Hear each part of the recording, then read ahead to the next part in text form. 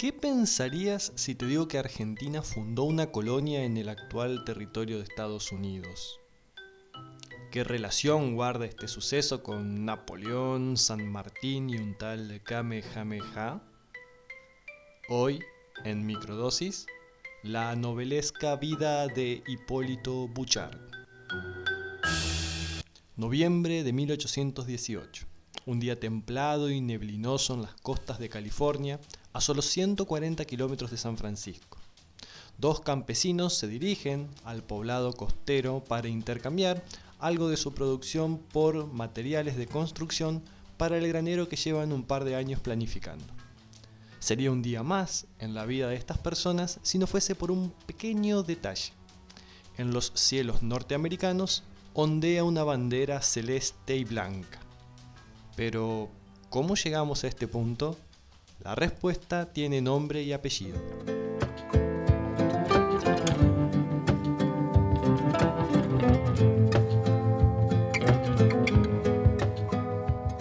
Hola amigas y amigos, gracias por venir, mi nombre es Matías y hoy vamos a hablar de uno de esos personajes que nos muestran que muchas veces la realidad supera la ficción.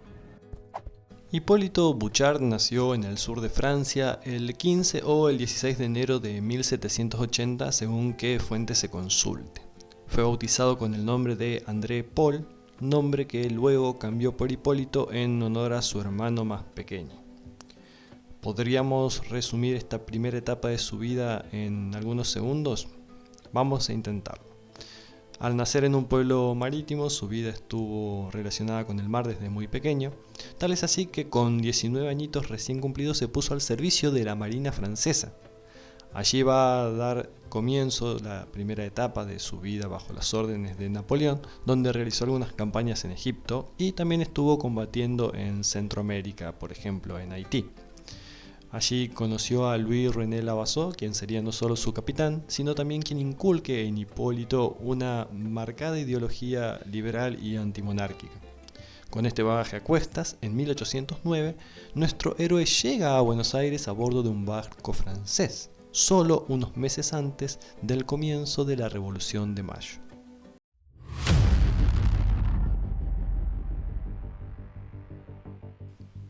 Y, como era de esperar, rápidamente se sumó a la causa independentista argentina, poniendo sus conocimientos navales a disposición de la revolución. Tras ser decisivo para lograr una victoria en el combate de San Nicolás, tomó una decisión que lo llevó a entrar en la órbita de otro de los grandes personajes de la historia. Así como dijimos que combatió bajo las órdenes de Napoleón, en marzo de 1812 se alistó en el regimiento de granaderos a caballo, a mando del mismísimo José de San Martín.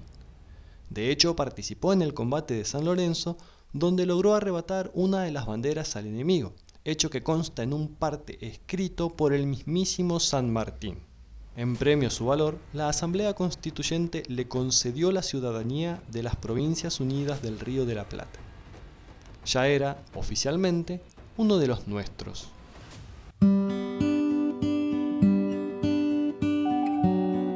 A mediados de 1815 decide abandonar el regimiento de granaderos a caballos y volver al mar, que era su verdadera pasión. Conoce entonces a quien iba a marcar un giro decisivo en su vida, nada más y nada menos que el almirante Guillermo Brown. Juntos navegaron por el Pacífico, en las costas de los actuales Chile, Perú y Ecuador, ejerciendo una patente de corso que les permitía atacar naves enemigas, o sea, ejercer la piratería de manera legal en nombre de un Estado. Un Estado argentino que todavía no estaba formalmente constituido, pero bueno, eso era solo un detalle que no iba a detener a nuestro protagonista. Poco más de 2 meses duró esta expedición.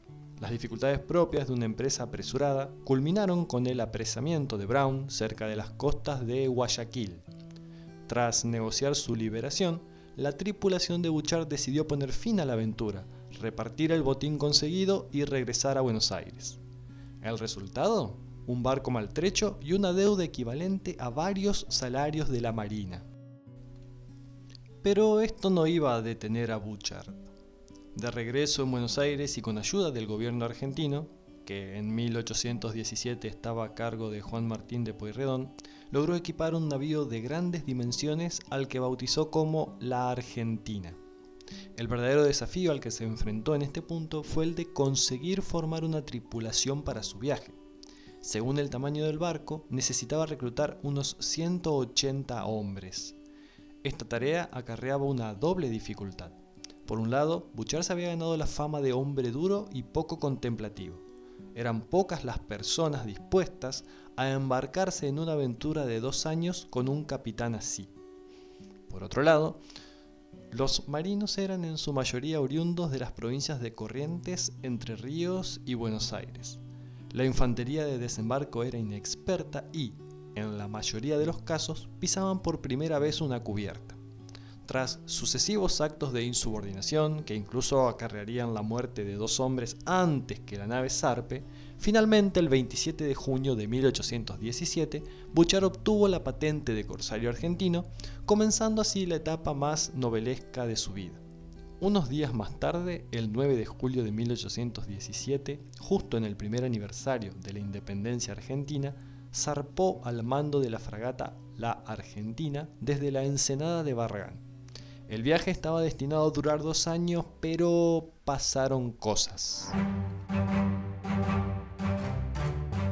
Bouchard había planeado navegar por el Atlántico en dirección al Cabo de Buena Esperanza, con el objetivo de seguir hacia el este y perseguir los navíos de la Compañía de Filipinas que navegaban por las costas de la India y, en última instancia, llegar a las Filipinas. En el camino se toparon con piratas malayos dispuestos a atacarlos, pero nuestro héroe supo defenderse de manera estratégica y terminó ejecutando a los piratas que habían osado mojarle la oreja. El 31 de enero de 1818, a más de 6 meses de haber zarpado, finalmente se encontraron en las proximidades del puerto de Manila. Filipinas a la vista. La ciudad contaba con una muralla y poseía un fuerte que tenía una poderosa artillería. Bouchard comenzó a tomar barcos que se encontraban en la zona, siempre manteniéndose alejado del alcance de los cañones españoles. Durante los 2 meses siguientes tomó 16 barcos y prácticamente redujo a 0 la actividad portuaria. Los habitantes comenzaron a desesperarse, ya que los precios de las mercaderías no paraban de subir y muchos artículos escaseaban. El gobernador ordenó que se prepararan 2 navíos y una corbeta de guerra para ir en busca del corsario y así liberar el puerto. Pero esta expedición demoró más de la cuenta en armarse y, cuando finalmente partió, la Argentina ya se había ido. Bouchard había zarpado el 30 de marzo ante la imposibilidad de conseguir mejores presas. En agosto de 1818, Bouchard arribó a la bahía de Kealakekua en Hawái. Al fondear, una canoa tripulada por nativos se les acercó y les informó que en el puerto se encontraba una corbeta perteneciente al rey Kamehameha I. También les indicaron que la noche anterior había zarpado una fragata con rumbo desconocido. Bouchard decidió perseguir la fragata, que pronto tuvieron a la vista porque la falta de viento la había clavado en el mar. Tras abordarlos, comprobaron que se trataba de una corbeta que había zarpado de Buenos Aires en las mismas fechas que lo había hecho la Argentina. La tripulación se había amotinado en las costas de Chile y habían decidido cambiar el rumbo poniendo destino hacia Hawái. Tras enterarse de esto, Bouchard ordenó a la fragata regresar al puerto, ya que sospechaba que entre su tripulación se encontraban algunos de los amotinados. Al revisarla, reconoció a 9 hombres que había visto en Buenos Aires y, como castigo por su deserción, les puso una barra de hierro que les ataba de pies y manos. Cuando llegó al puerto se reunió con el rey Kamehameha, vestido con su uniforme de teniente coronel de las Provincias Unidas del Río de la Plata. Durante el encuentro, Bouchard le demandó la devolución de la corbeta. Sin embargo, el rey argumentó que se había pagado por ella y que al menos merecía una compensación, cosa en la cual se iban a poner de acuerdo. Es durante esta misma reunión que se produce un particular intercambio, algo que podría ser sumamente significativo en la historia argentina, pero sobre lo cual los historiadores no se ponen de acuerdo. Algunos sostienen que Kamehameha, en su carácter de rey de Hawái, reconoció la soberanía de las Provincias Unidas del Río de la Plata, lo que marcaría este hito como la primera vez en que un Estado reconoce a la Argentina como un territorio independiente. Otros sostienen que esto no sucedió debido a que no hay ningún documento que lo pruebe y que además Bouchard no contaba con las credenciales necesarias para firmar bilateralmente una proclama de ese tipo. Tras la negociación, Bouchard consiguió provisiones y partió rumbo a su siguiente destino. El 20 de noviembre de 1818, el vigía de Punta de Pinos, ubicado en uno de los extremos de la bahía de Monterrey, avistó a las dos embarcaciones argentinas. Tras avisar al gobernador, se prepararon los cañones de las costas, se puso en armas a la guarnición y se envió a la misión de Soledad a las mujeres, niños, ancianos y cualquiera que no estuviese capacitado para pelear. Bouchard se reunió con sus oficiales para diseñar el plan de ataque. En la madrugada del 24 de noviembre, ordenó a los buques comenzar a bombardear el fuerte mientras cargaban los botes de desembarco. 200 hombres, 130 armados con fusiles y 70 con lanzas, desembarcaron a una legua del fuerte, en una caleta oculta por las alturas. La resistencia del fuerte, que solo atinó a abrir fuego en un primer momento, fue muy débil, y tras una hora de combate se rindieron. Los nuestros tomaron posesión del fuerte y enarbolaron, por primera vez en suelo norteamericano, la bandera celeste y blanca. Allí comenzó el período más impensado de la historia de aquel poblado estadounidense, si lo miramos desde la actualidad, y el motivo inicial que dio origen a este relato. La aventura fue breve pero intensa. Los argentinos tomaron la ciudad durante 6 días, en los que se apropiaron del ganado, quemaron el fuerte, el cuartel de los artilleros, la residencia del gobernador y las casas de los españoles, junto a sus huertas y jardines. Reaprovisionar la embarcación y saciar los cuerpos maltratados tras tan ardua travesía era el objetivo principal.